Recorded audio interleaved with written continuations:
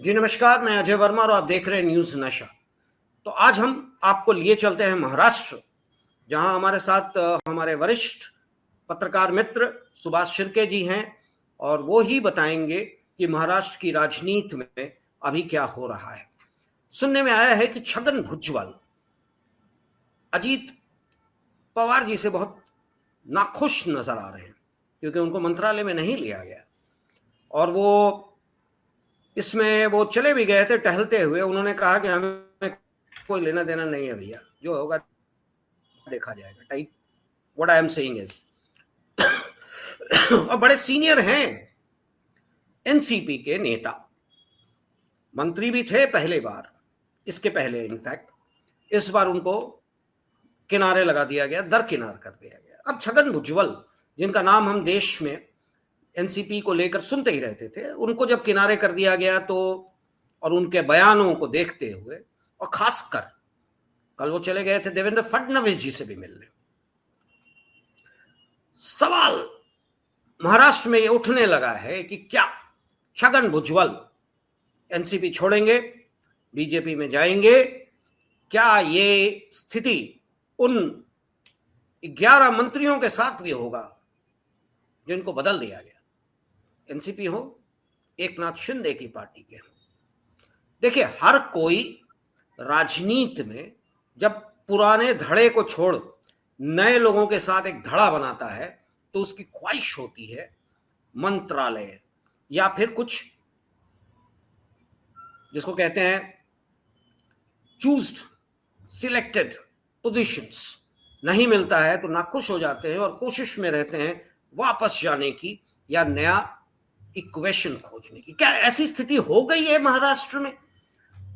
इतने मेजॉरिटी के बाद महायुति में इस तरह की बातें होने लगी हैं, और खासकर जब महाराष्ट्र 1 डेढ़ 2 महीने के अंदर अपने सबसे बड़े financially most strongest and stable BMC के चुनाव के लिए जा रहा है।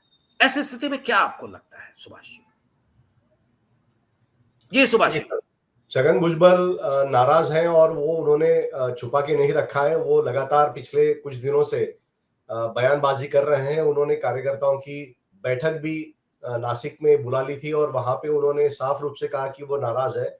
उनका कहना था कि मंत्री पद मेरे लिए महत्वपूर्ण नहीं, लेकिन लोगों की सेवा करना मेरे लिए महत्वपूर्ण है। तो भुजबल जी जो है वो कई सालों से अभी मंत्री हैं और सबसे पहले मंत्री वो जब 1993 में बीजेपी शिवसेना छोड़ के वो जब कांग्रेस में आए थे, उस वक्त 2 साल 95 तक वो मंत्री थे।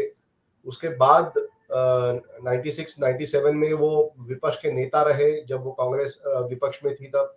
और 1999 से लेकर लगातार, अगर 2014 से 2019 तक का 5 साल का समय अगर हमने छोड़ दिया तो 1999 से लेकर लगातार छगन भुजबल मंत्री पद पे बैठे हुए हैं और मंत्रालय, कोई ना कोई मंत्रालय उनके पास था। वो उप मुख्यमंत्री भी रह चुके हैं।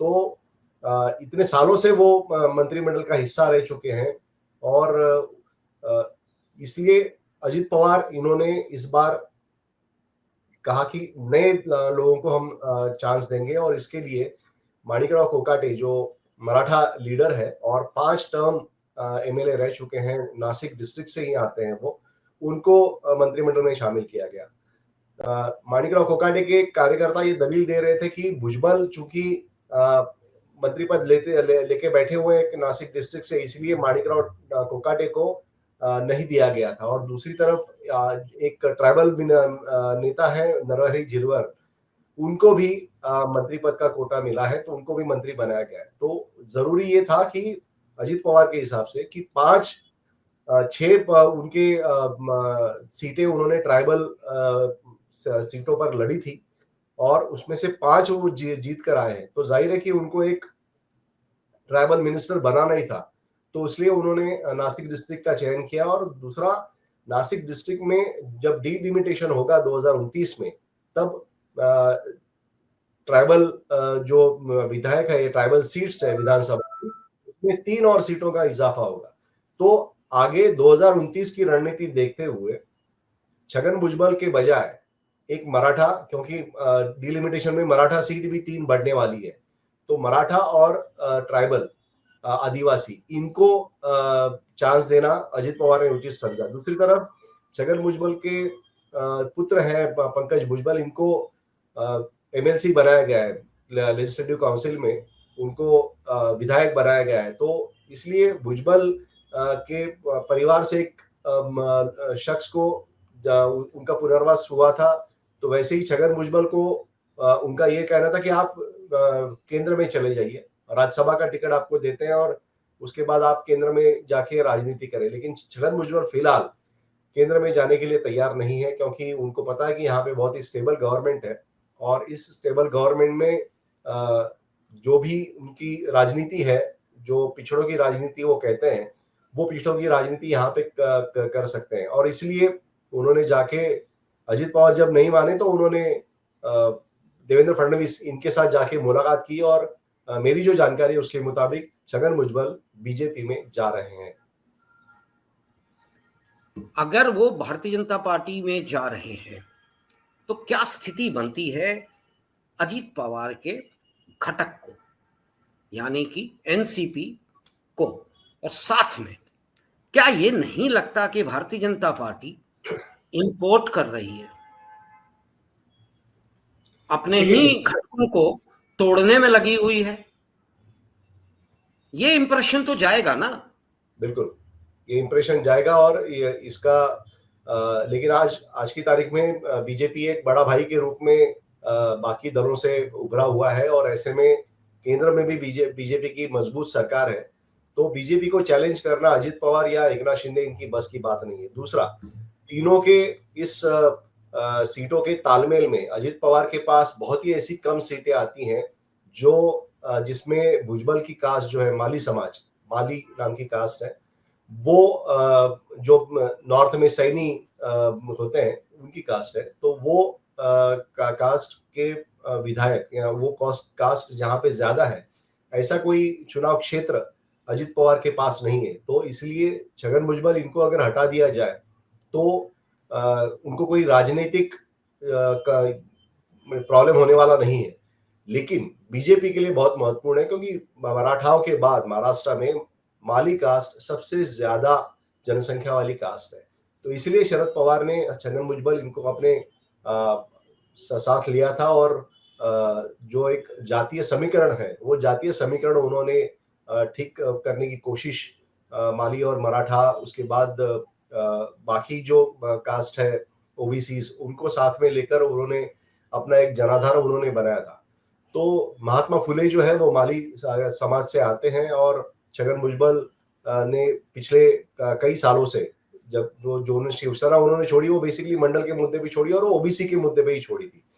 तो खुद को ओबीसी का एक बड़ा नेता उन्होंने माना, यानी उन्होंने एक पोर्ट्रे किया उन्होंने, और वो उस तरह की राजनीति वो करते रहे हैं। लेकिन छगन भुजबल, इन पर यह आरोप हमेशा होता रहा है कि उन्होंने अपने परिवार से आगे और कोई ओबीसी देखा नहीं पद देते समय, या लोगों को अगर राजनीति में खड़ा करना है तो उसके लिए उन्होंने सिर्फ अपने ही परिवार के लोगों को पद दिया, उनको चुनाव में उतारा, लेकिन दूसरे किसी माली समाज के कार्यकर्ता को नेता बनने की उन्होंने कोशिश नहीं दिखाई। और इसके लिए छगन भुजबल, इनके ऊपर आरोप होता रहा है कि वो सिर्फ अपने परिवार तक ही सीमित रहते हैं। जी, यानी कि यूं कहा जाए कि भारतीय जनता पार्टी महाराष्ट्र में सिर्फ इस कोशिश में है कि 1980 के बाद से जो उनकी कोशिश रही थी शिवसेना के साथ जुड़कर हिंदू जो वहां वोटर्स हैं उस प्लैंक को पकड़ने की,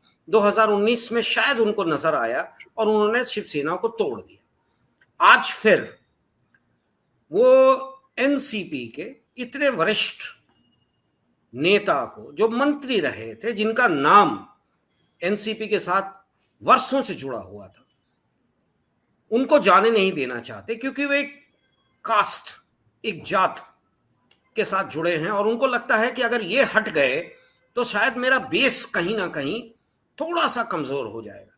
यानी कि अपनी राजनीति, अपने बेस, अपने पॉलिटिकल इंटरेस्ट्स के लिए उनको ना एकनाथ दिखते हैं, न अजित पवार दिखते हैं। ऐसे में क्या होगा इन दोनों नेताओं का जो अपने बड़े पार्टीज को छोड़कर इनके साथ आए राजनीति के फायदे के लिए। सुभाष जी। देखिए, अमित शाह इन्होंने चुनाव प्रचार के दरमियान ही, जब विधानसभा के चुनाव का प्रचार हो रहा था, तभी उन्होंने 100% बीजेपी की घोषणा दी थी। यानी इसका मतलब है कि अपने बलबूते पे बीजेपी को पूरी सत्ता लेके आनी है और उसके लिए कोई बैसाखी की जरूरत नहीं पड़े बाकी पार्टियों की, इसके लिए कोशिश करे, ऐसा उन्होंने कार्यकर्ताओं को स्पष्ट रूप से संदेश दिया था। और बीजेपी हमेशा ये करती आ रही है कि उन्होंने शिवसेना को बैसाखी बनाया, लेकिन शिवसेना को कब लात मार दी शिवसेना को भी पता नहीं चला। तो बीजेपी हमेशा अपने बलबूते पे आगे जाना चाहती है, उनको और कोई भागीदार होने की जरूरत नहीं महसूस होती। और छगन भुजबल चूंकि एक स्टेट लेवल का चेहरा है, नेशनल लेवल पे भी उनको जाना जाता है। उन्होंने तो पटना के गांधी मैदान में भी सभाएं की थी, रामलीला मैदान में सभाएं की थी। तो भुजबल का एक अपील है। और बीजेपी का महाराष्ट्र में सबसे बड़ा कोर वोटर ये ओबीसी है।